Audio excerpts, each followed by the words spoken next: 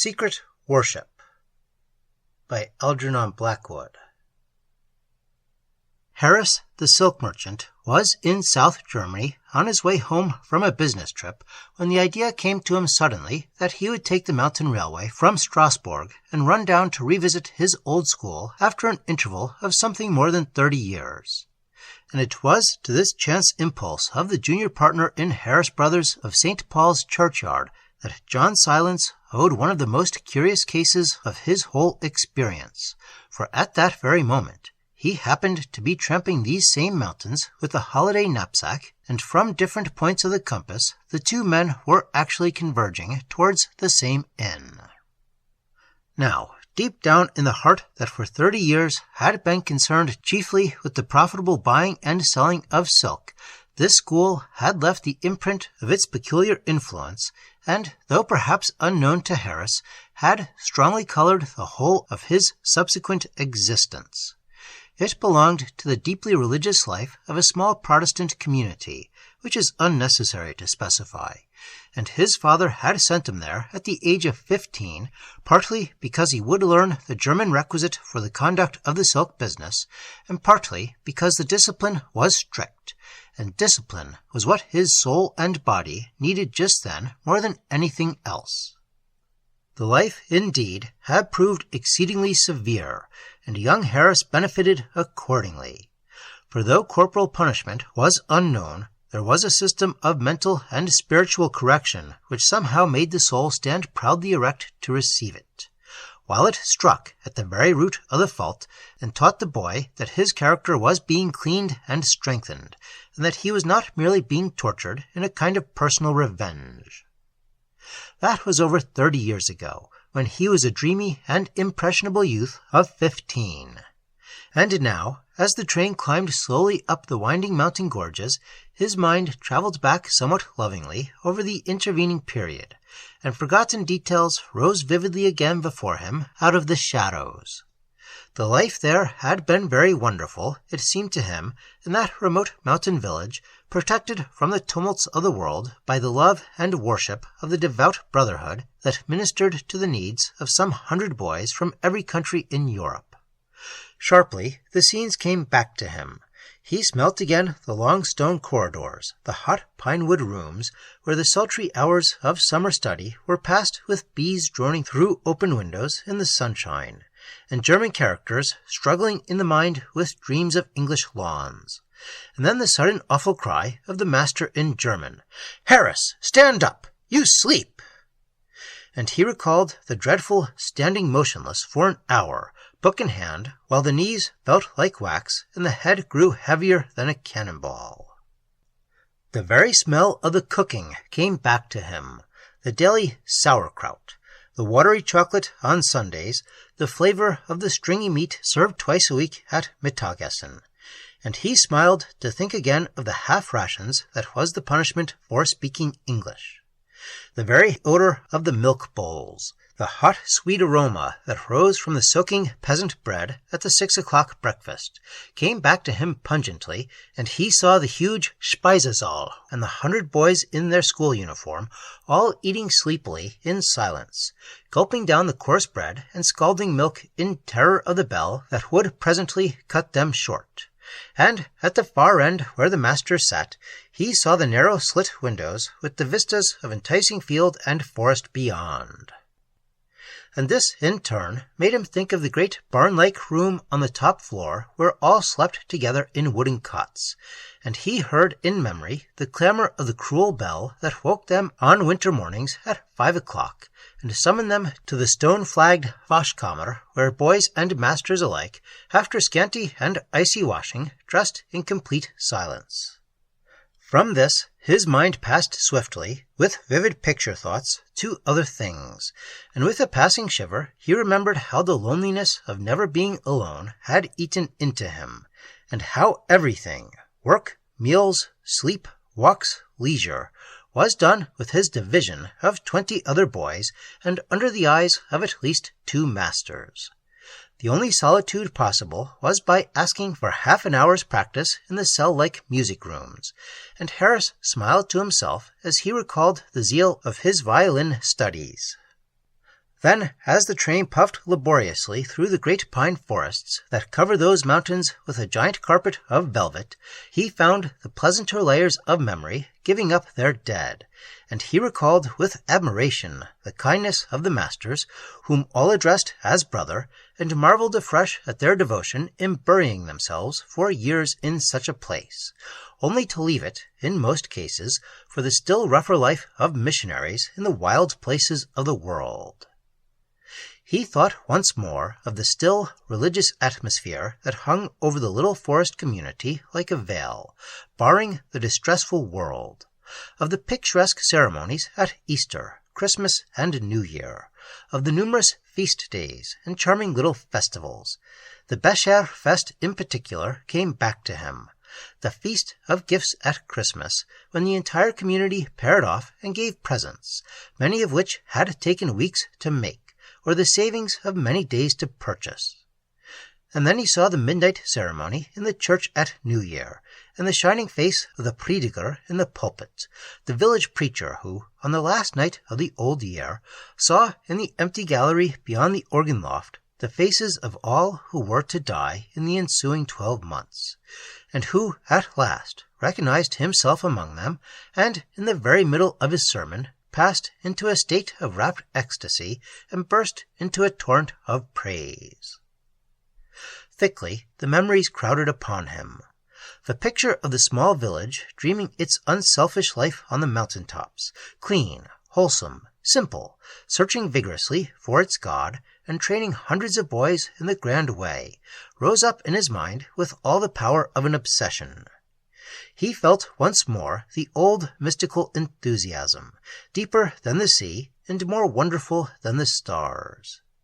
He heard again the winds sighing from leagues of forest over the red roofs in the moonlight. He heard the brothers' voices talking of the things beyond this life as though they had actually experienced them in the body, and as he sat in the jolting train, a spirit of unutterable longing passed over his seared and tired soul, stirring in the depths of him a sea of emotions that he thought had long since frozen into immobility. And the contrast pained him, the idealistic dreamer then, the man of business now, so that a spirit of unworldly peace and beauty known only to the soul in meditation laid its feathered finger upon his heart, moving strangely the surface of the waters. Harris shivered a little and looked out of the window of his empty carriage. The train had long passed Hornberg, and far below the streams tumbled the white foam down the limestone rocks. In front of him, dome upon dome of wooded mountain stood against the sky. It was October, and the air was cool and sharp. Wood smoke and damp moss exquisitely mingled in it with the subtle odors of the pines. Overhead, between the tips of the highest firs, he saw the first stars peeping, and the sky was a clean, pale amethyst that seemed exactly the color all these memories clothed themselves with in his mind. He leaned back in his corner and sighed. He was a heavy man, and he had not known sentiment for years. He was a big man, and it took much to move him, literally and figuratively. He was a man in whom the dreams of God that haunt the soul in youth, though overlaid by the scum that gathers in the fight for money, had not, as with the majority, utterly died the death. He came back into this little neglected pocket of the years, where so much fine gold had collected and lain undisturbed, with all his semi-spiritual emotions aquiver.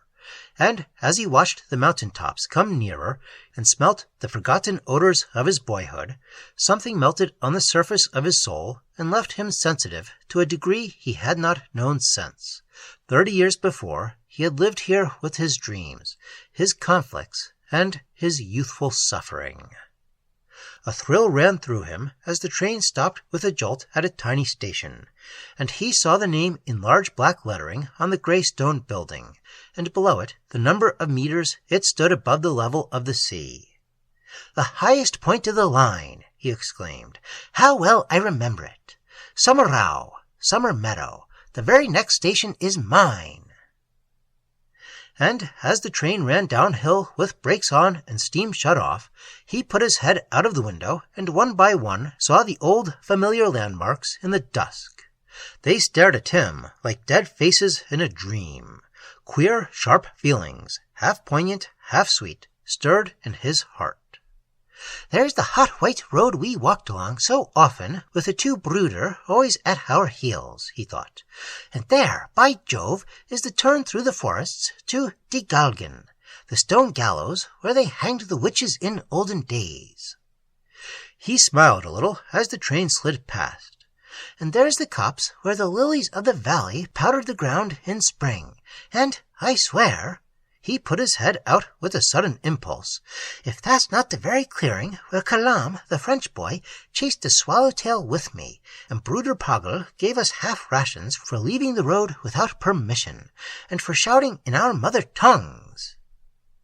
And he laughed again as the memories came back with the rush, flooding his mind with vivid detail.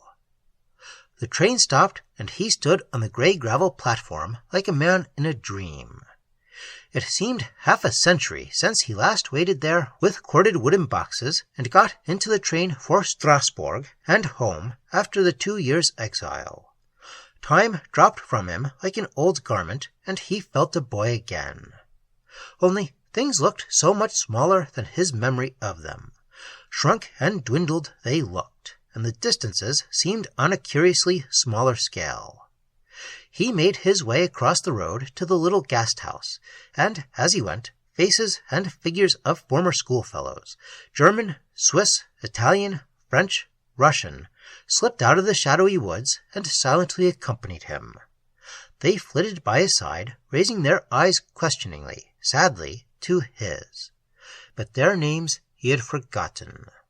Some of the brothers, too, came with them, and most of these he remembered by name. Bruder Röst, Bruder Poggle, Bruder Schliemann, and the bearded face of the old preacher who had seen himself in the haunted gallery of those about to die, Bruder Vogesen. The dark forest lay all about him like a sea that any moment might rush with velvet waves upon the scene and sweep all the faces away. The air was cool and wonderfully fragrant, but with every perfumed breath came also a pallid memory.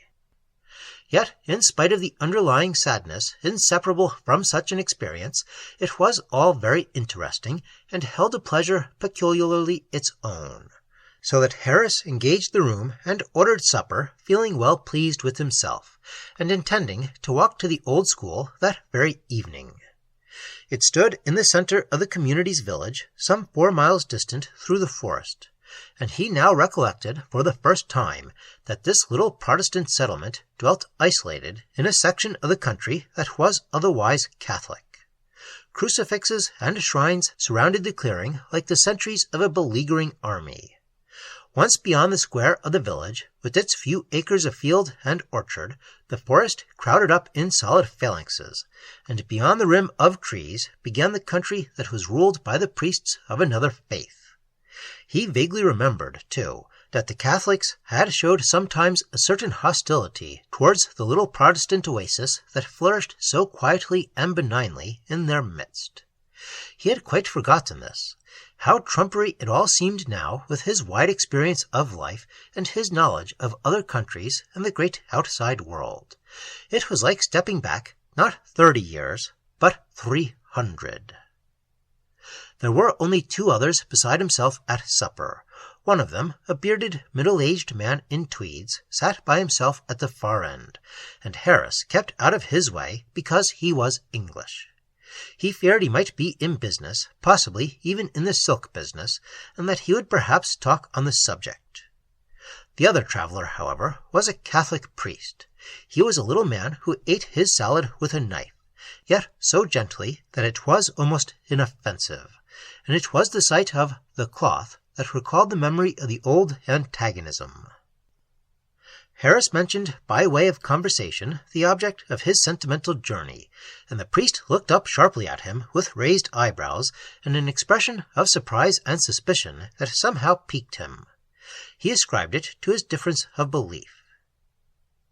Yes, went on the silk merchant, pleased to talk of what his mind was so full, and it was a curious experience for an English boy to be dropped down into a school of 100 foreigners. I well remember the loneliness and intolerable Heimweh of it at first. His German was very fluent. The priest opposite looked up from his cold veal and potato salad and smiled. It was a nice face. He explained quietly that he did not belong here, but was making a tour of the parishes of Württemberg and Baden. It was a strict life, added Harris. We English, I remember, used to call it Gefängnisleben, prison life. The face of the other, for some unaccountable reason, darkened. After a slight pause, and more by way of politeness than because he wished to continue the subject, he said quietly, "It was a flourishing school in those days, of course. Afterwards, I have heard." He shrugged his shoulders slightly, and the odd look, it almost seemed a look of alarm, came back into his eyes. The sentence remained unfinished. Something in the tone of the man seemed to his listener uncalled for, in a sense reproachful, singular. Harris bridled in spite of himself. "It has changed," he asked. "I can hardly believe." "You have not heard, then," observed the priest gently, making a gesture as though to cross himself, yet not actually completing it. "You have not heard of what happened there before it was abandoned." It was very childish, of course, and perhaps he was overtired and overwrought in some way, but the words and manner of the little priest seemed to him so offensive, so disproportionately offensive, that he hardly noticed the concluding sentence. He recalled the old bitterness and the old antagonism, and for a moment he almost lost his temper. "Nonsense!" he interrupted with a forced laugh. "Unsinn! You must forgive me, sir, for contradicting you, but I was a pupil there myself. I was at school there. There was no place like it. I cannot believe that anything serious could have happened to take away its character. The devotion of the brothers would be difficult to equal anywhere." He broke off suddenly, realizing that his voice had been raised unduly, and that the man at the far end of the table might understand German. And at the same moment he looked up and saw that this individual's eyes were fixed upon his face intently. They were peculiarly bright. Also, they were rather wonderful eyes, and the way they met his own served, in some way he could not understand, to convey both a reproach and a warning. The whole face of the stranger, indeed, made a vivid impression upon him, for it was a face, he now noticed for the first time, in whose presence one would not willingly have said or done anything unworthy. Harris could not explain to himself how it was he had not become conscious sooner of its presence. But he could have bitten off his tongue for having so far forgotten himself. The little priest lapsed into silence. Only once he said, looking up and speaking in a low voice that was not intended to be overheard, but that evidently was overheard, "You will find it different." Presently he rose and left the table with a polite bow that included both the others. And after him, from the far end, rose also the figure in the tweed suit, leaving Harris by himself. He sat on for a bit in the darkening room, sipping his coffee and smoking his 15-pfennig cigar, till the girl came in to light the oil lamps. He felt vexed with himself for his lapse of good manners, yet hardly able to account for it. Most likely, he reflected, he had been annoyed because the priest had unintentionally changed the pleasant character of his dream by introducing a jarring note. Later, he must seek an opportunity to make amends. At present, however, he was too impatient for his walk to the school, and he took his stick and hat and passed out into the open air. And as he crossed before the Gasthaus, he noticed that the priest and the man in the tweed suit were engaged already in such deep conversation that they hardly noticed him as he passed and raised his hat. He started off briskly, well remembering the way, and hoping to reach the village in time to have a word with one of the Brüder. They might even ask him in for a cup of coffee. He felt sure of his welcome, and the old memories were in full possession once more. The hour of return was a matter of no consequence whatever. It was then just after 7 o'clock, and the October evening was drawing in with chill airs from the recesses of the forest. The road plunged straight from the railway clearing into its depths, and in a very few minutes the trees engulfed him, and the clack of his boots fell dead and echoless against the serried stems of a million firs. It was very black. One trunk was hardly distinguishable from another. He walked smartly, swinging his holly stick. Once or twice he passed a peasant on his way to bed, and the guttural "Grüß Gott," unheard for so long, emphasized the passage of time, while yet making it seem as nothing. A fresh group of pictures crowded his mind. Again the figures of former schoolfellows flitted out of the forest and kept pace by his side, whispering of the doings of long ago. One reverie stepped hard upon the heels of another. Every turn in the road, every clearing of the forest, he knew, and each in turn brought forgotten associations to life. He enjoyed himself thoroughly. He marched on and on. There was powdered gold in the sky till the moon rose, and then a wind of faint silver spread silently between the earth and stars. He saw the tips of the fir trees shimmer, and heard them whisper as the breeze turned their needles towards the light. The mountain air was indescribably sweet. The road shone like the foam of a river through the gloom. White moths flitted here and there like silent thoughts across his path, and 100 smells greeted him from the forest caverns across the years. Then, when he least expected it, the trees fell away abruptly on both sides, and he stood on the edge of the village clearing. He walked faster. There lay the familiar outlines of the houses, sheeted with silver. There stood the trees in the little central square with the fountain and small green lawns. There loomed the shape of the church next to the Gasthof der Brüdergemeinde, and just beyond, dimly rising into the sky, he saw with a sudden thrill the mass of the huge school building, blocked castle-like with deep shadows in the moonlight, standing square and formidable to face him after the silences of more than a quarter of a century. He passed quickly down the deserted village street and stopped close beneath its shadow, staring up at the walls that had once held him prisoner for 2 years, 2 unbroken years of discipline and homesickness. Memories and emotions surged through his mind, for the most vivid sensations of his youth had focused about this spot, and it was here he had first begun to live and learn values.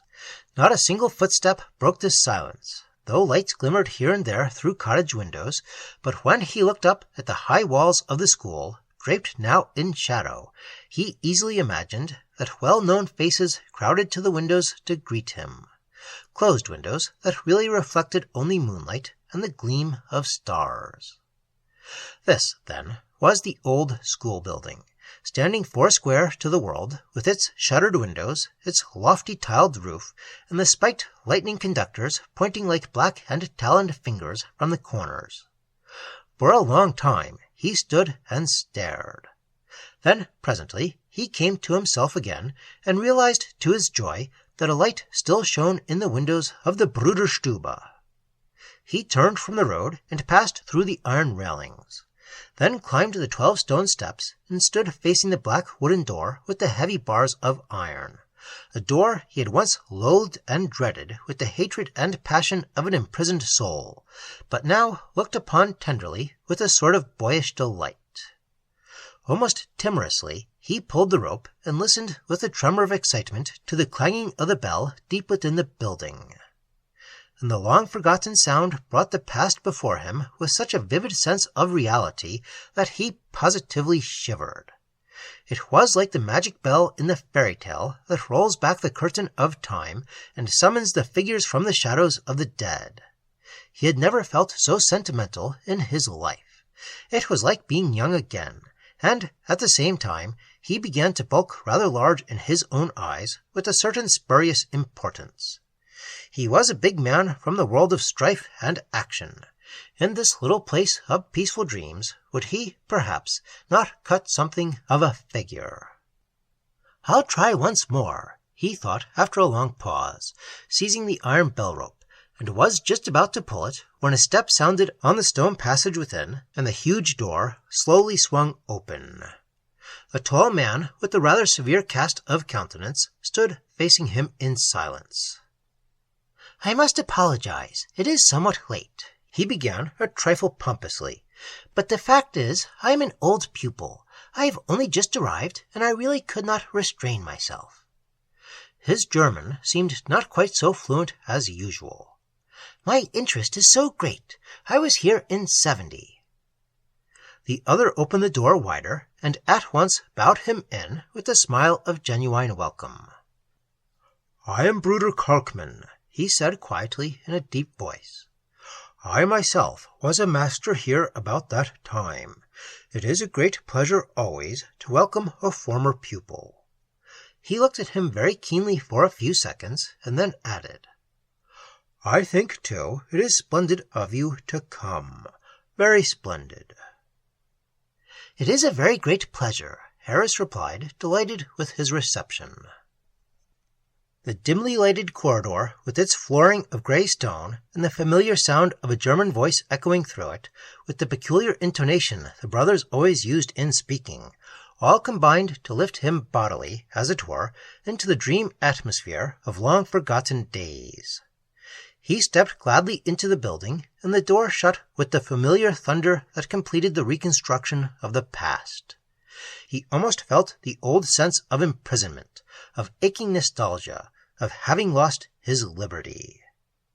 Harris sighed involuntarily and turned towards his host, who returned his smile faintly and then led the way down the corridor. "The boys have retired," he explained, "and, as you remember, we keep early hours here. But, at least, you will join us for a little while in the Bruderstube and enjoy a cup of coffee." This was precisely what the silk merchant had hoped for, and he accepted with an alacrity that he intended to be tempered by graciousness. "And tomorrow," continued the brooder, "you must come and spend a whole day with us. You may even find acquaintances, for several pupils of your day have come back here as masters." For one brief second there passed into the man's eyes a look that made the visitor start, but it vanished as quickly as it came. It was impossible to define. Harris convinced himself it was the effect of a shadow cast by the lamp they had just passed on the wall. He dismissed it from his mind. "You are very kind, I'm sure," he said politely. "It is perhaps a greater pleasure to me than you can imagine to see the place again. Ah!"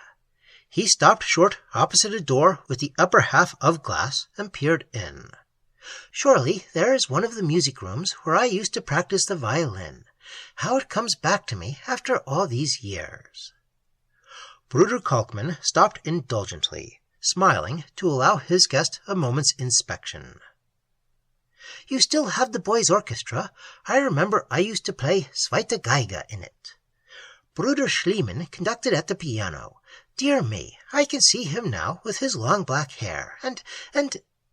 He stopped abruptly. Again the odd dark look passed over the stern face of his companion. For an instant it seemed curiously familiar. "We still keep up the pupils' orchestra," he said, "but Bruder Schliemann, I am sorry to say—" He hesitated an instant, and then added, "Bruder Schliemann is dead."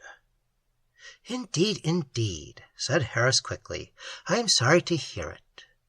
He was conscious of a faint feeling of distress, but whether it arose from the news of his old music teacher's death, or from something else, he could not quite determine. He gazed down the corridor that lost itself among shadows. In the street and village, everything had seemed so much smaller than he remembered, but here, inside the school building, everything seemed so much bigger. The corridor was loftier and longer, more spacious and vast than the mental picture he had preserved. His thoughts wandered dreamily for an instant. He glanced up and saw the face of the brooder watching him with a little smile of patient indulgence. "Your memories possess you," he observed gently, and the stern look passed into something almost pitying. You are right, returned the man of silk. They do. This was the most wonderful period of my whole life, in a sense. At the time I hated it. He hesitated, not wishing to hurt the brother's feelings. According to English ideas, it seemed strict, of course, the other said persuasively, so that he went on. Yes, partly that, and partly the ceaseless nostalgia, and the solitude which came from never being really alone. In English schools, the boys enjoy peculiar freedom, you know. Bruder Kalkmann, he saw, was listening intently. But it produced one result that I have never wholly lost, he continued self-consciously, and am grateful for. Ach, wieso denn? The constant inner pain threw me headlong into your religious life, so that the whole force of my being seemed to project itself towards the search for a deeper satisfaction, a real resting place for the soul. During my 2 years here, I yearned for God in my boyish way, as perhaps I have never yearned for anything since. Moreover, I have never quite lost that sense of peace and inward joy which accompanied the search. I can never quite forget this school and the deep things it taught me. He paused at the end of his long speech, and a brief silence fell between them. He feared he had said too much, or expressed himself clumsily in the foreign language, and when Bruder Kalkmann laid a hand upon his shoulder, he gave a little involuntary start. So that my memories perhaps do possess me rather strongly, he added apologetically. And this long corridor, these rooms, that barred and gloomy front door, all touch chords that... His German failed him, and he glanced at his companion with an explanatory smile and gesture. But the brother had removed the hand from his shoulder, and was standing with his back to him, looking down the passage. Naturally so, he said hastily, without turning round. Es ist doch selbstverständlich. We shall all understand. Then he turned suddenly, and Harris saw that his face had turned most oddly and disagreeably sinister. It may only have been the shadows again playing their tricks with the wretched oil lamps on the wall, for the dark expression passed instantly as they retraced their steps down the corridor. But the Englishman somehow got the impression that he had said something to give offense, something that was not quite to the other's taste. Opposite the door of the Bruderstube, they stopped. Harris realized that it was late, and he had possibly stayed talking too long. He made a tentative effort to leave, but his companion would not hear of it. You must have a cup of coffee with us, he said firmly, as though he meant it, and my colleagues will be delighted to see you. Some of them will remember you, perhaps. The sound of voices came pleasantly through the door, men's voices talking together. Bruder Kalkmann turned the handle, and they entered a room ablaze with light and full of people. Ah, but your name, he whispered, bending down to catch the reply. You have not told me your name yet. Harris, said the Englishman quickly as they went in.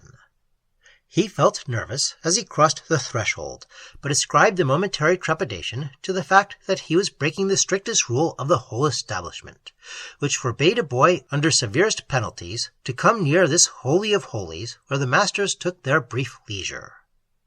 Ah, yes, of course, Harris, repeated the other, as though he remembered it. Come in, Herr Harris, come in, please. Your visit will be immensely appreciated. It is really very fine, very wonderful of you to have come in this way. The door closed behind them, and, in the sudden light which made his sight swim for a moment, the exaggeration of the language escaped his attention. He heard the voice of Bruder Kalkmann introducing him. He spoke very loud indeed, unnecessarily, absurdly loud, Harris thought. Brothers, he announced, it is my pleasure and privilege to introduce to you Herr Harris from England. He has just arrived to make us a little visit, and I have already expressed to him, on behalf of us all, the satisfaction we feel that he is here. He was, as you remember, a pupil in the year 70. It was a very formal, a very German introduction, but Harris rather liked it. It made him feel important, and he appreciated the tact that made it almost seem as though he had been expected. The black forms rose and bowed. Harris bowed. Kalkman bowed. Everyone was very polite and very courtly. The room swam with moving figures. The light dazzled him after the gloom of the corridor. There was thick cigar smoke in the atmosphere.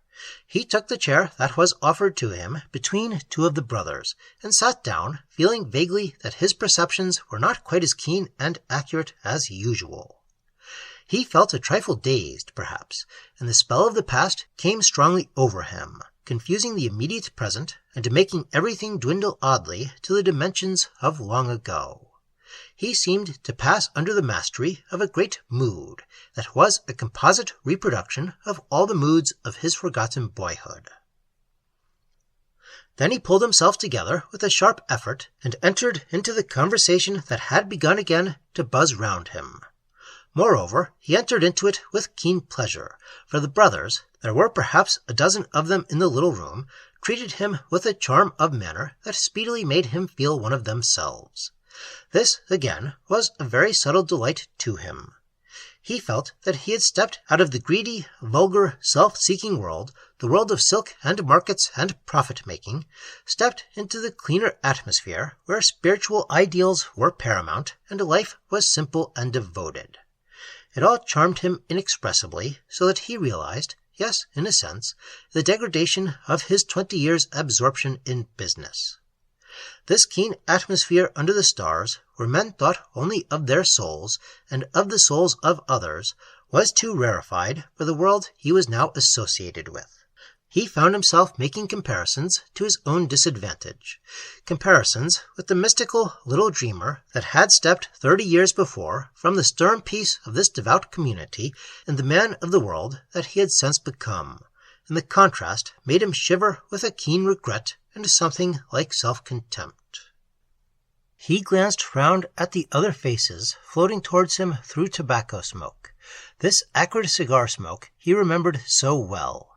How keen they were, how strong, placid, touched with the nobility of great aims and unselfish purposes.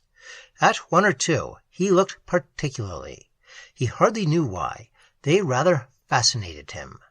There was something so very stern and uncompromising about them, and something, too, oddly, subtly familiar, that yet just eluded him. But whenever their eyes met his own, they held undeniable welcome in them, and some held more, a kind of perplexed admiration, he thought, something that was between esteem and deference. This note of respect in all the faces was very flattering to his vanity. Coffee was served presently, made by a black-haired brother who sat in the corner by the piano and bore a marked resemblance to Bruder Schliemann, the musical director of 30 years ago. Harris exchanged bows with him when he took the cup from his white hands, which, he noticed, were like the hands of a woman. He lit a cigar offered to him by his neighbor, with whom he was chatting delightfully, and who, in the glare of the lighted match, reminded him sharply for a moment of Bruder Pagel, his former room-master. "Es ist wirklich merkwürdig," he said, "how many resemblances I see or imagine. It is really very curious." "Yes," replied the other, peering at him over his coffee cup. "The spell of the place is wonderfully strong. I can well understand that the old faces rise before your mind's eye, almost to the exclusion of ourselves, perhaps." They both laughed presently. It was soothing to find his mood understood and appreciated, and they passed on to talk of the mountain village, its isolation, its remoteness from worldly life, its peculiar fitness for meditation and worship, and for spiritual development of a certain kind. "And your coming back in this way, Herr Harris, has pleased us all so much," joined in the Bruder on his left. "We esteem you for it most highly. We honor you for it." Harris made a deprecating gesture. "I fear, for my part, it is only a very selfish pleasure," he said, a trifle unctuously. "Not all would have had the courage," added the one who resembled Bruder Pagel. "You mean," said Harris, a little puzzled, "the disturbing memories." Bruder Pagel looked at him steadily, with unmistakable admiration and respect. I mean that most men hold so strongly to life and can give up so little for their beliefs, he said gravely. The Englishman felt slightly uncomfortable. These worthy men really made too much of his sentimental journey. Besides, the talk was getting a little out of his depth. He hardly followed it. The worldly life still has some charms for me, he replied smilingly, as though to indicate that sainthood was not yet quite within his grasp. All the more, then, we must honor you for so freely coming, said the brother on his left, so unconditionally. A pause followed, and the silk merchant felt relieved when the conversation took a more general turn, although he noted that it never traveled very far from the subject of his visit and the wonderful situation of the lonely village for men who wished to develop their spiritual powers and practice the rites of a high worship.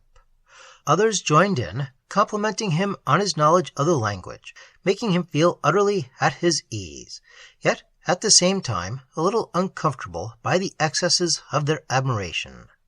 After all, it was such a very small thing to do, this sentimental journey. The time passed along quickly. The coffee was excellent, the cigars soft and of the nutty flavor he loved. At length, fearing to outstay his welcome, he rose reluctantly to take his leave, but the others would not hear of it. It was not often a former pupil returned to visit them in this simple, unaffected way. The night was young. If necessary, they could even find him a corner in the great Schlafzimmer upstairs. He was easily persuaded to stay a little longer. Somehow he had become the center of the little party. He felt pleased, flattered, honored. "And perhaps Bruder Schliemann will play something for us now." It was Kalkmann speaking, and Harris started visibly as he heard the name, and saw the black-haired man by the piano turn with a smile, for Schliemann was the name of his old music director, who was dead. Could this be his son? They were so exactly alike. "If Bruder Meyer has not put his amati to bed, I will accompany him," said the musician suggestively, looking across at a man whom Harris had not yet noticed, and who he now saw was the very image of a former master of that name. Meyer rose and excused himself with a little bow, and the Englishman quickly observed that he had a peculiar gesture, as though his neck had a false join onto the body just below the collar, and feared it might break. Meyer, of old, had this trick of movement. He remembered how the boys used to copy it. He glanced sharply from face to face, feeling as though some silent, unseen process were changing everything about him. All the faces seemed oddly familiar. Poggle, the brother he had been talking with, was, of course, the image of Poggle, his former room-master, and Kalkmann, he now realized for the first time, was the very twin of another master whose name he had quite forgotten, but whom he used to dislike intensely in the old days. And through the smoke, peering at him from the corners of the room, he saw that all the brothers about him had the faces he had known and lived with long ago. Rust, Fluheim, Meinert, Riegel, Vogesen. He stared hard, suddenly grown more alert, and everywhere saw, or fancied he saw, strange likenesses, ghostly resemblances. More, the identical faces of years ago. There was something queer about it all, something not quite right, something that made him feel uneasy. He shook himself, mentally and actually, blowing the smoke from before his eyes with a long breath, and as he did so, he noticed to his dismay that everyone was fixedly staring. They were watching him. This brought him to his senses. As an Englishman and a foreigner, he did not wish to be rude or to do anything to make himself foolishly conspicuous and to spoil the harmony of the evening. He was a guest, and a privileged guest at that. Besides, the music had already begun. Bruder Schliemann's long white fingers were caressing the keys to some purpose. He subsided into his chair and smoked with half-closed eyes that yet saw everything. But the shudder had established itself in his being, and whether he would or not, it kept repeating itself. As a town far up some inland river feels the pressure of the distant sea, so he became aware that mighty forces from somewhere beyond his ken were urging themselves up against his soul in this smoky little room. He began to feel exceedingly ill at ease. And as the music filled the air, his mind began to clear. Like a lifted veil, there rose up something that had hitherto obscured his vision. The words of the priest at the railway inn flashed across his brain unbidden. "You will find it different." And also, though why he could not tell, he saw mentally the strong, rather wonderful eyes of that other guest at the supper table, the man who had overheard his conversation and had later got into earnest talk with the priest. He took out his watch and stole a glance at it. 2 hours had slipped by. It was already 11 o'clock. Schliemann, meanwhile, utterly absorbed in his music, was playing a solemn measure. The piano sang marvelously.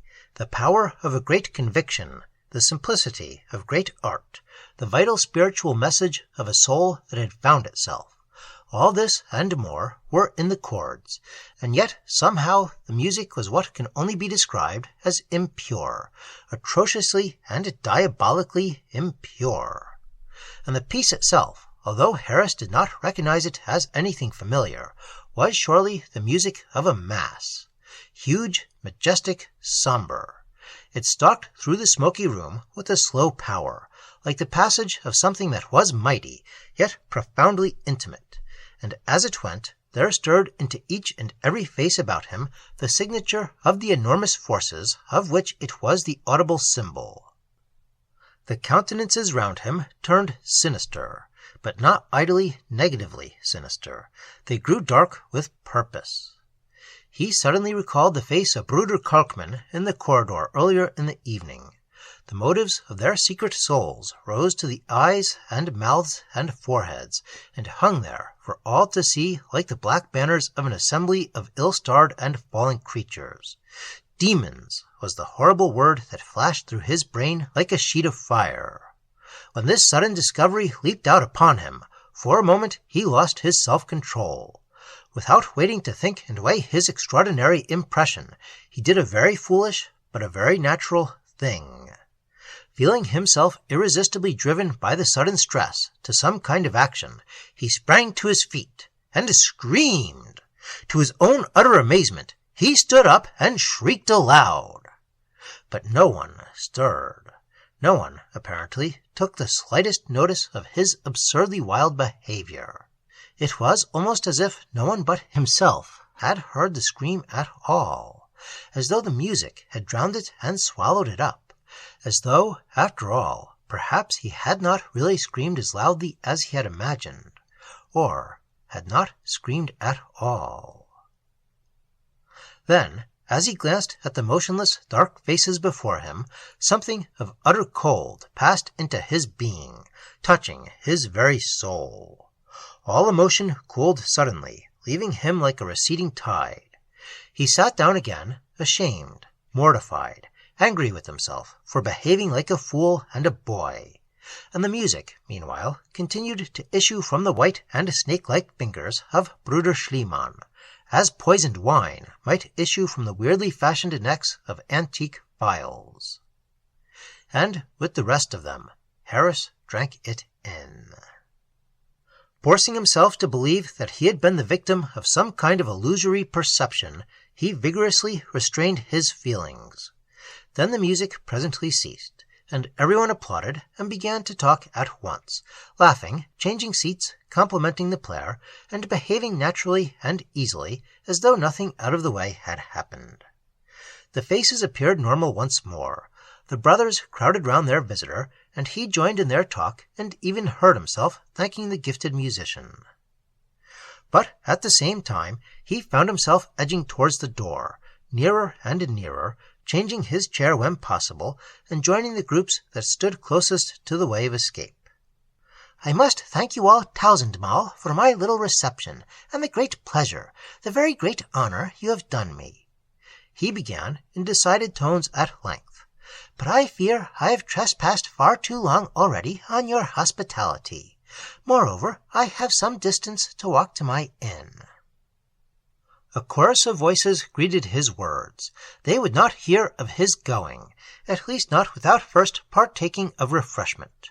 They produced pumpernickel from one cupboard, and rye bread and sausage from another, and all began to talk again and eat. More coffee was made, fresh cigars lighted, and Brudermeier took out his violin and began to tune it softly. "There's always a bed upstairs if Herr Harris will accept it," said one. "And it is difficult to find the way out now, for all the doors are locked," laughed another loudly. "Let us take our simple pleasures as they come," cried a third. "Bruder Harris will understand how we appreciate the honor of this last visit of his." They made a dozen excuses. They all laughed as though the politeness of their words was but formal, and veiled thinly, more and more thinly, a very different meaning. "And the hour of midnight draws near," added Bruder Kalkmann, with a charming smile, but in a voice that sounded to the Englishman like the grating of iron hinges. Their German seemed to him more and more difficult to understand. He noted that they called him Bruder too, classing him as one of themselves. And then suddenly he had a flash of keener perception, and realized with the creeping of his flesh that he had all along misinterpreted, grossly misinterpreted, all they had been saying. They had talked about the beauty of the place, its isolation and remoteness from the world, its peculiar fitness for certain kinds of spiritual development and worship. Yet hardly, he now grasped, in the sense in which he had taken the words. They had meant something different. Their spiritual powers, their desire for loneliness, their passion for worship, were not the powers, the solitude, or the worship that he meant and understood. He was playing a part in some horrible masquerade. He was among men who cloaked their lives with religion in order to follow their real purposes, unseen of men. What did it all mean? How had he blundered into so equivocal a situation? Had he blundered into it at all? Had he not rather been led into it, deliberately led? His thoughts grew dreadfully confused, and his confidence in himself began to fade. And why, he suddenly thought again, were they so impressed by the mere fact of his coming to revisit his old school? What was it they so admired and wondered at in his simple act? Why did they set such store upon his having the courage to come, to give himself so freely, unconditionally, as one of them had expressed it, with such a mockery of exaggeration? Fear stirred in his heart most horribly, and he found no answer to any of his questionings. Only one thing he now understood quite clearly. It was their purpose to keep him here. They did not intend that he should go. And from this moment he realized that they were sinister, formidable, and in some way he had yet to discover, inimical to himself, inimical to his life. And the phrase one of them had used a moment ago, this last visit of his, rose before his eyes in letters of flame. Harris was not a man of action, and had never known in all the course of his career what it meant to be in a situation of real danger. He was not necessarily a coward, though, perhaps a man of untried nerve. He realized at last plainly that he was in a very awkward predicament indeed, and that he had to deal with men who were utterly in earnest. What their intentions were he only vaguely guessed. His mind, indeed, was too confused for definite ratiocination, and he was only able to follow blindly the strongest instincts that moved in him. It never occurred to him that the brothers might all be mad, or that he himself might have temporarily lost his senses and be suffering under some terrible delusion. In fact, nothing occurred to him. He realized nothing, except that he meant to escape, and the quicker the better. A tremendous revulsion of feeling set in and overpowered him. Accordingly, without further protest for the moment, he ate his pumpernickel and drank his coffee, talking, meanwhile, as naturally and pleasantly as he could. And when a suitable interval had passed, he rose to his feet and announced once more that he must now take his leave. He spoke very quietly, but very decidedly. No one hearing him could doubt that he meant what he said. He had got very close to the door by this time. "I regret," he said, using his best German, and speaking to a hushed room, "that our pleasant evening must come to an end, but it is now time for me to wish you all good night." And then, as no one said anything, he added, though with a trifle less assurance, "And I thank you all most sincerely for your hospitality." "On the contrary," replied Kalkmann instantly, rising from his chair and ignoring the hand the Englishman had stretched out to him. "It is we who have to thank you, and we do so most gratefully and sincerely." And at the same moment, at least half a dozen of the brothers took up their position between himself and the door. "You are very good to say so," Harris replied as firmly as he could manage, noticing this movement out of the corner of his eye. "But really, I had no conception that my little chance visit could have afforded you so much pleasure." He moved another step nearer the door, but Bruder Schliemann came across the room quickly and stood in front of him. His attitude was uncompromising.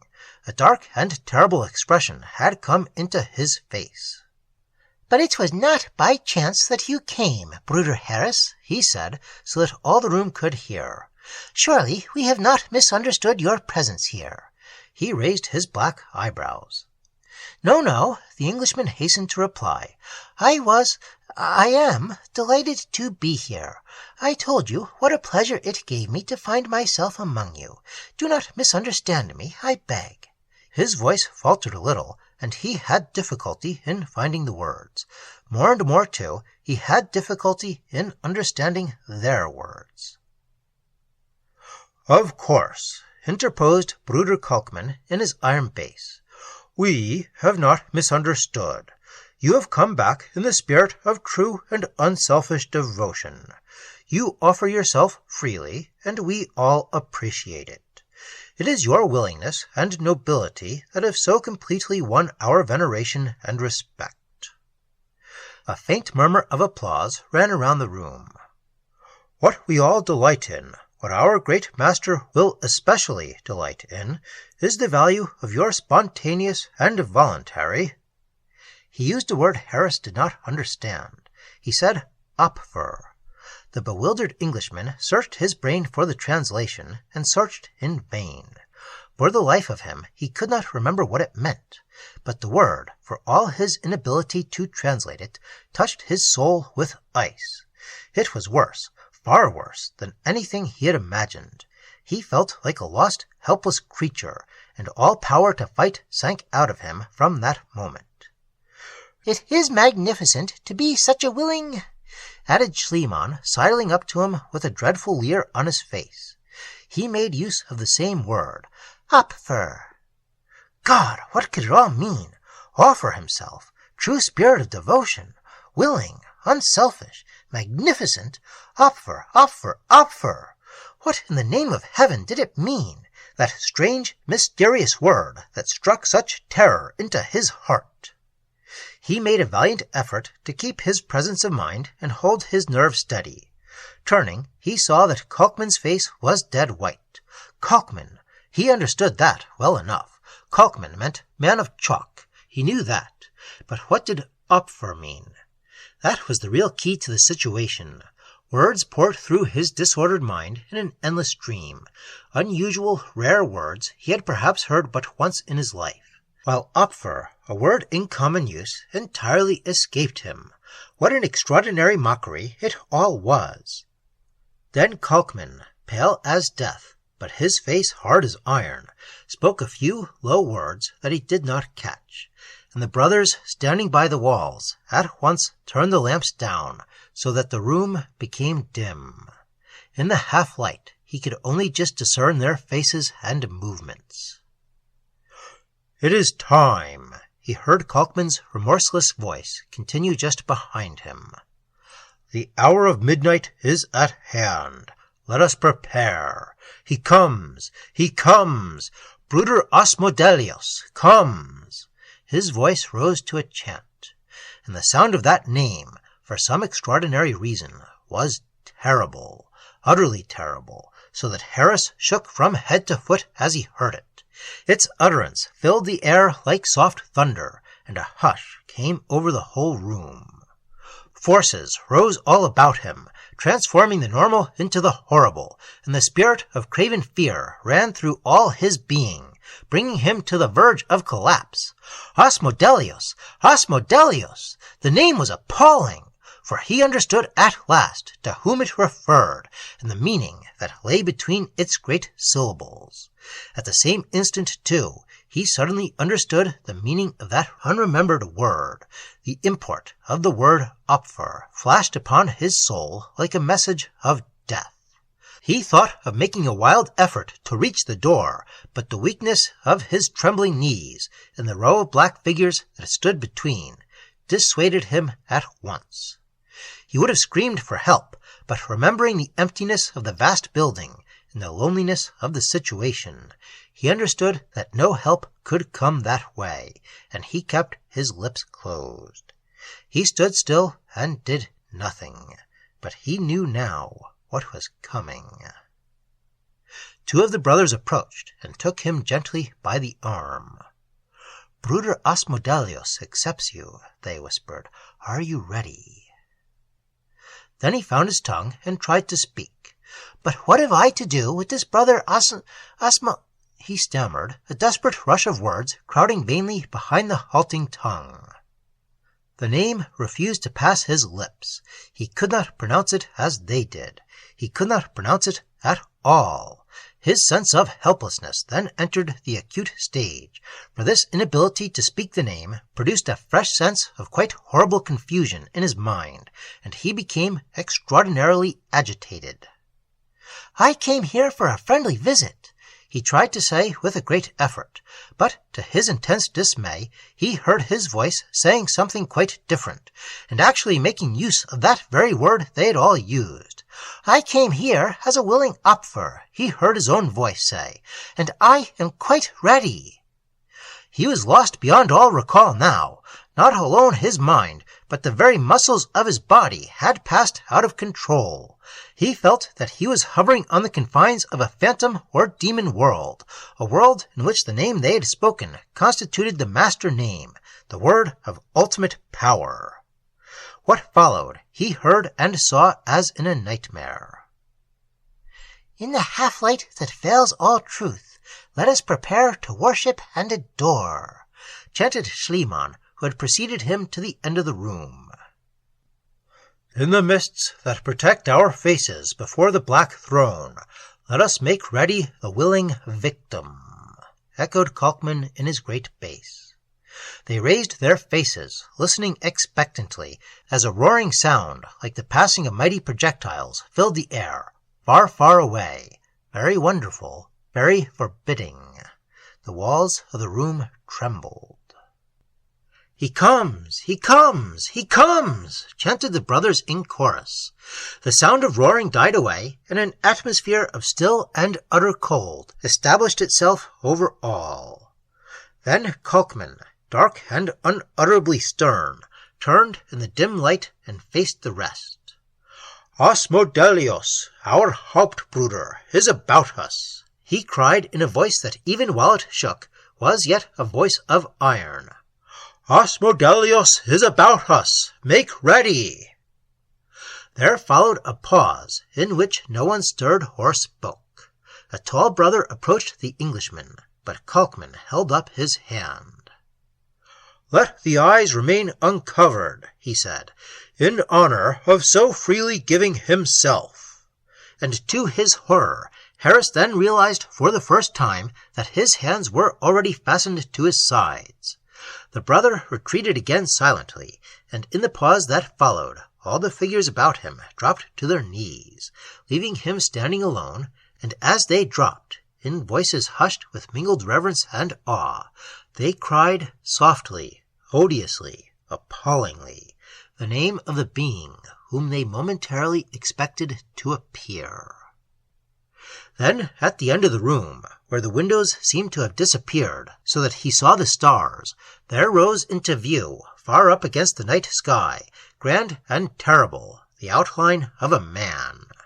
A kind of grey glory enveloped it, so that it resembled a steel-cased statue, immense, imposing, horrific in its distant splendor, while at the same time the face was so spiritually mighty, yet so proudly, so austerely sad, that Harris felt, as he stared, that the sight was more than his eyes could meet, and that in another moment the power of vision would fail him altogether, and he must sink into utter nothingness.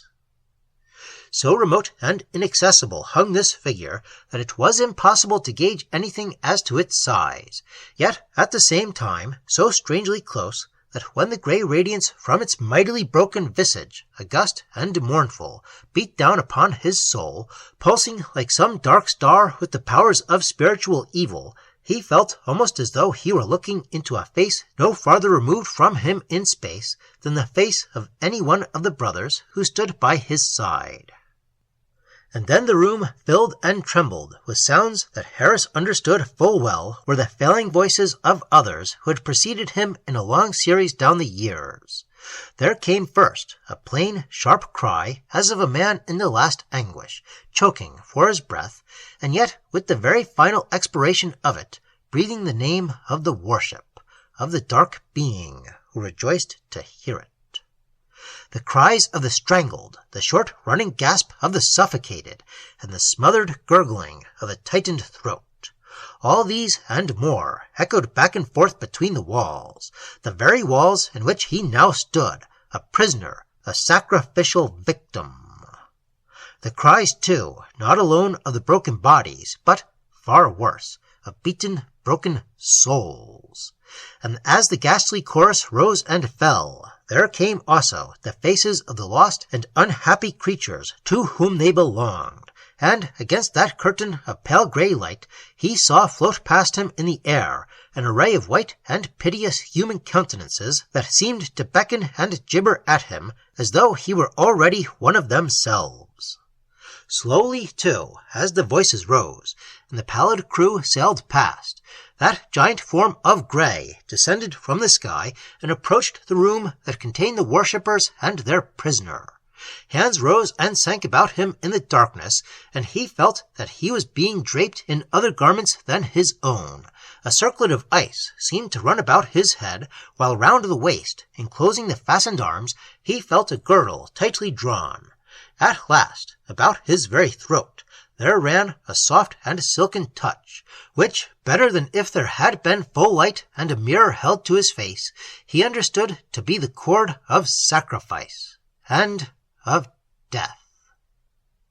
At this moment, the brothers, still prostrate upon the floor, began again their mournful yet impassioned chanting, and as they did so, a strange thing happened, for, apparently, without moving or altering its position, the huge figure seemed at once and suddenly to be inside the room, almost beside him, and to fill the space around him to the exclusion of all else.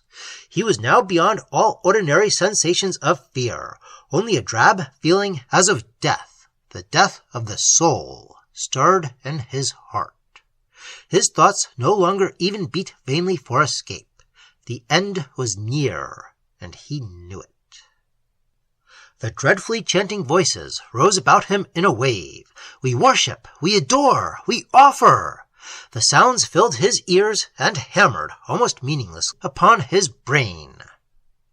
Then the majestic grey face turned slowly downwards upon him, and his very soul passed outwards, and seemed to become absorbed in the sea of those anguished eyes. At the same moment, a dozen hands forced him to his knees, and in the air before him he saw the arm of Kalkman upraised, and felt the pressure about his throat grow strong.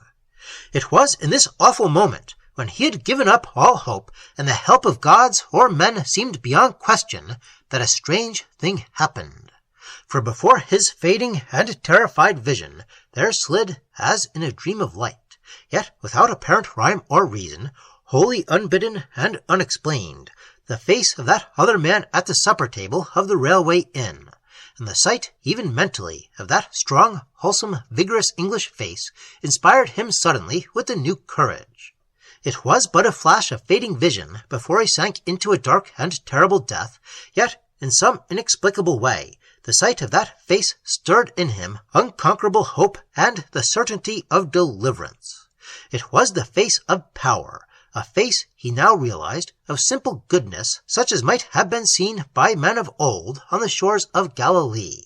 A face, by heaven, that could conquer even the devils of outer space. And in his despair and abandonment, he called upon it, and called with no uncertain accents. He found his voice in this overwhelming moment to some purpose, though the words he actually used, and whether they were in German or English, he could never remember. Their effect, nevertheless, was instantaneous. The brothers understood, and the grey figure of evil understood. For a second, the confusion was terrific. There came a great shattering sound. It seemed that the very earth trembled, but all Harris remembered afterwards was that voices rose about him in the clamour of terrified alarm. "A man of power is among us! A man of God!" The vast sound was repeated, the rushing through space as of huge projectiles, and he sank to the floor of the room unconscious.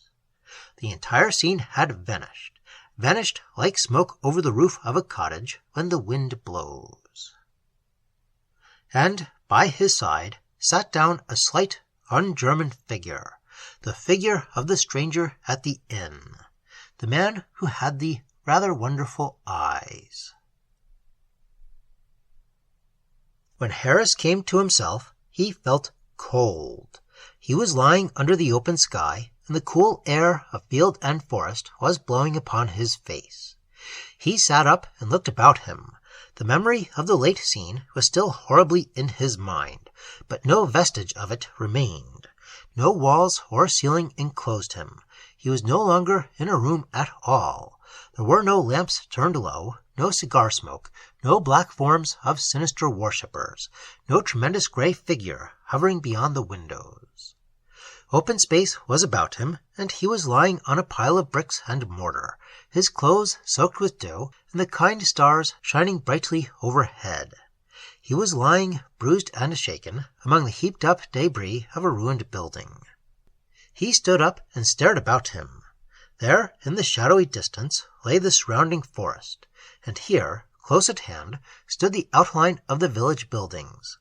But underfoot, beyond question, lay nothing but the broken heaps of stones that betokened a building long since crumbled to dust. Then he saw that the stones were blackened, and that great wooden beams, half burnt, half rotten, made lines through the general debris. He stood then among the ruins of a burnt and shattered building, the weeds and nettles proving conclusively that it had lain thus for many years. The moon had already set behind the encircling forest, but the stars that spangled the heavens threw enough light to enable him to make quite sure of what he saw. Harris, the silk merchant, stood among these broken and burnt stones and shivered. Then he suddenly became aware that out of the gloom a figure had risen and stood beside him. Peering at him, he thought he recognized the face of the stranger at the railway inn. "Are you real?" he asked in a voice he hardly recognized as his own. "More than real. I'm friendly," replied the stranger. "I followed you up here from the inn." Harris stood and stared for several minutes without adding anything. His teeth chattered. The least sound made him start, but the simple words in his own language and the tone in which they were uttered comforted him inconceivably. "You're English, too, thank God," he said inconsequently. "These German devils!" He broke off and put a hand to his eyes. "But what's become of them all? And the room, and... The hand travelled down to his throat and moved nervously round his neck. He drew a long, long breath of relief. "Did I dream everything? Everything?" he said distractedly. He stared wildly about him, and the stranger moved forward and took his arm. "Come," he said soothingly, yet with a trace of command in the voice. "We will move away from here. The high road, or even the woods, will be more to your taste, for we are standing now on one of the most haunted, and most terribly haunted, spots of the whole world." He guided his companion's stumbling footsteps over the broken masonry until they reached the path, the nettles stinging their hands, and Harris feeling his way like a man in a dream. Passing through the twisted iron railing, they reached the path, and thence made their way to the road, shining white in the night. Once safely out of the ruins, Harris collected himself and turned to look back. "But how is it possible?" he exclaimed, his voice still shaking. "How can it be possible? When I came in here, I saw the building in the moonlight. They opened the door. I saw the figures and heard the voices, and touched, yes, touched, their very hands, and saw their damned black faces, saw them far more plainly than I see you now." He was deeply bewildered. The glamour was still upon his eyes, with a degree of reality stronger than the reality even of normal life. Was I so utterly deluded? Then suddenly the words of the stranger, which he had only half heard or understood, returned to him. "Haunted?" he asked, looking hard at him. "Haunted, did you say?" He paused in the roadway and stared into the darkness where the building of the old school had first appeared to him.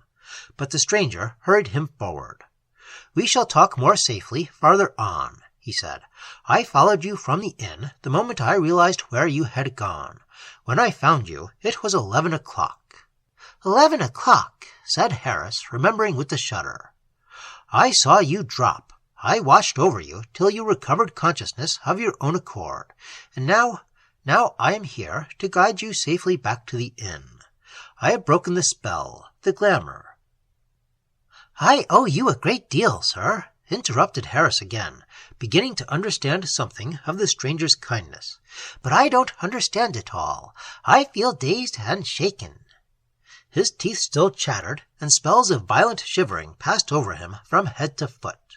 He found that he was clinging to the other's arm. In this way they passed beyond the deserted and crumbling village and gained the high road that led homewards through the forest. "That school building has long been in ruins," said the man at his side presently. "It was burnt down by the order of the elders of the community at least 10 years ago. The village has been uninhabited ever since, but the simulacra of certain ghastly events that took place under that roof in past days still continue, and the shells of the chief participants still enact their dreadful deeds that led to its final destruction, and to the desertion of the whole settlement. They were devil worshippers." Harris listened with beads of perspiration on his forehead that did not come alone from their leisurely pace through the cool night. Although he had seen this man but once before in his life, and had never before exchanged so much as a word with him, he felt a degree of confidence and a subtle sense of safety and well-being in his presence that were the most healing influences he could possibly have wished for after the experience he had been through. For all that, he still felt as if he were walking in a dream, and though he heard every word that fell from his companion's lips, it was only the next day that the full import of all he said became fully clear to him. The presence of this quiet stranger, the man with the wonderful eyes, which he felt now rather than saw, applied a soothing anodyne to his shattered spirit that healed him through and through. And this healing influence, distilled from the dark figure at his side, satisfied his first imperative need, so that he almost forgot to realize how strange and opportune it was that the man should be there at all. It somehow never occurred to him to ask his name, or to feel any undue wonder that one passing tourist should take so much trouble on behalf of another. He just walked by his side, listening to his quiet words, and allowing himself to enjoy the very wonderful experience, after his recent ordeal, of being helped, strengthened, blessed. Only once, remembering vaguely something of his reading of years ago, he turned to the man beside him, after some more than usually remarkable words, and heard himself, almost involuntarily, it seemed, putting the question, "Then are you a Rosicrucian, sir, perhaps?" But the stranger had ignored the words, or possibly not heard them, for he continued with his talk as though unconscious of any interruption, and Harris became aware that another somewhat unusual picture had taken possession of his mind as they walked there side by side through the cool reaches of the forest, and that he had found his imagination suddenly charged with the childhood memory of Jacob wrestling with an angel, wrestling all night with a being of superior quality whose strength eventually became his own. It was your abrupt conversation with the priest at supper that first put me upon the track of this remarkable occurrence. He heard the man's quiet voice beside him in the darkness. And it was from him I learned, after you left, the story of the devil worship that became secretly established in the heart of this simple and devout little community. Devil worship? Here? Harris stammered, aghast. Yes, here. Conducted secretly for years by a group of brothers, before unexplained disappearances in the neighborhood led to its discovery. For where could they have found a safer place in the whole wide world for their ghastly traffic and perverted powers than here, in the very precincts, under cover of the very shadow of saintliness and holy living? Awful, awful, whispered the silk merchant, and when I tell you the words they used to me. I know it all, said the stranger quietly. I saw and heard everything. My plan first was to wait till the end, and then to take the steps for their destruction. But in the interest of your personal safety, he spoke with the utmost gravity and conviction, in the interest of the safety of your soul, I made my presence known when I did, and before the conclusion had been reached. My safety? The danger, then, was real. They were alive, and... Words failed him. He stopped in the road and turned towards his companion, the shining of whose eyes he could just make out in the gloom. It was a concourse of the shells of violent men, spiritually developed but evil men, seeking after death, the death of the body, to prolong their vile and unnatural existence. And had they accomplished their object, you, in turn, at the death of your body, would have passed into their power and helped to swell their dreadful purposes. Harris made no reply. He was trying hard to concentrate his mind upon the sweet and common things of life. He even thought of silk and St. Paul's churchyard and the faces of his partners in business. For you came all prepared to be caught. He heard the other's voice like someone talking to him from a distance. Your deeply introspective mood had already reconstructed the past so vividly, so intensely, that you were en rapport at once with any forces of those days that chanced still to be lingering, and they swept you up all unresistingly. Harris tightened his hold upon the stranger's arm as he heard. At the moment, he had room for one emotion only. It did not seem to him odd that this stranger should have such intimate knowledge of his mind. It is, alas, chiefly the evil emotions that are able to leave their photographs upon surrounding scenes and objects, the other added. And whoever heard of a place haunted by a noble deed, or of beautiful and lovely ghosts revisiting the glimpses of the moon? It is unfortunate, but the wicked passions of men's hearts alone seem strong enough to leave pictures that persist. The good are ever too lukewarm. The stranger sighed as he spoke, but Harris, exhausted and shaken as he was to the very core, paced by his side, only half listening. He moved as in a dream still. It was very wonderful to him, this walk home under the stars in the early hours of the October morning.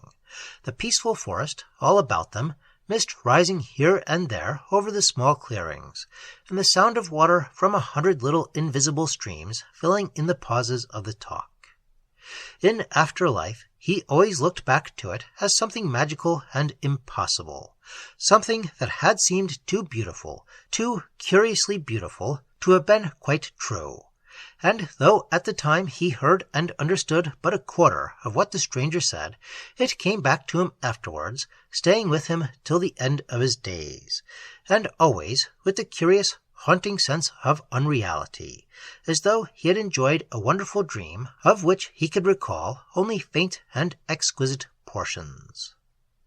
But the horror of the earlier experience was effectually dispelled, and when they reached the railway inn, somewhere about 3 o'clock in the morning, Harris shook the stranger's hand gratefully, effusively, meeting the look of those rather wonderful eyes with a full heart, and went up to his room, thinking in a hazy, dream-like way of the words with which the stranger had brought their conversation to an end as they left the confines of the forest. And if thought and emotion can persist in this way so long after the brain that sent them forth has crumbled into dust, how vitally important it must be to control their very birth in the heart, and guard them with the keenest possible restraint.